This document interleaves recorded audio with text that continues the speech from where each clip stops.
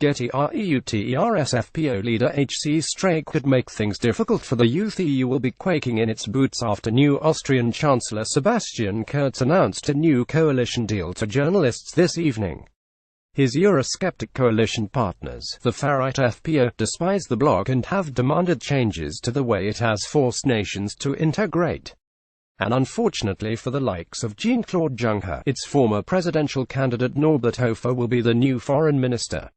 Mr. Kurzs People's Party OVP and the FPÖ have already agreed on the stance on Europe. Both parties oppose deeper political integration among EU member states and seek to have more powers returned to national governments. They also oppose Turkey's membership of the bloc. Both parties have agreed to move some departments that deal with European affairs, including the task force preparing Austria's EU presidency in the second half of next year, to the Chancellery headed by Mr. Kurz, and the FPÖ is poised to take control of the foreign ministry. The FPÖ's manifesto rejects the political project of the European Union, which it claims artificially forces countries to integrate in a way that is not natural. The document reads, "We firmly reject any artificial synchronization of the diverse European languages and cultures by means of forced multiculturalism, globalization and mass immigration. Europe shall not be reduced to a political project of the European Union. The policy is bad news for arch-federalists like JeanClaude Juncker, who currently helm the bloc, as it means it will be hard to pursue further European integration."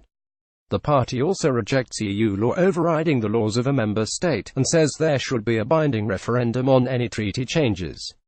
It adds the destiny of Europe must be characterized by the organizational freedom of its states. The FPÖ is happy to cooperate on foreign and security policy provided it preserves Austrian neutrality and maintains distance from non-European powers and military alliances dominated by non-European countries. On Thursday, Mr. Kurz told journalists he would be leading a pro-European government in spite of the FPÖ's attitude.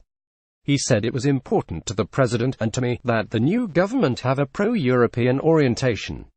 From my point of view, that has been secured. However, the strong influence of the FPÖ could nonetheless lead to a retreat from the bloc, particularly as the party will now helm the Foreign Office. Monday, October 16, 2017, Austrian Foreign Minister Sebastian Kurz, the leader and top candidate of the Austrian People's Party OVP, addresses his supporters during an OVP's election party after the Austrian federal elections. Europhile departing Chancellor Christian Kern today expressed disappointment that he believes the new government is unlikely to be pro-EU. He said, "I am convinced Europe has structural flaws, which need correcting by a bigger, more intensive cooperation, namely not only a currency union but also building an economic union. This will be an advantage for European citizens. In Austria we used to keep our distance and refuse to have anything to do with integration. I don't think this is in Austria's interests. If you look at how far we have come together with the crisis in 2007, which increased in 2008, continued on in 2010 with the Greece crisis, which continued on all the way to today's discussion about the banking union, we can see that Europe was able to find concrete solutions to real problems." He added, "I regret that a different European political accession will be represented by the government.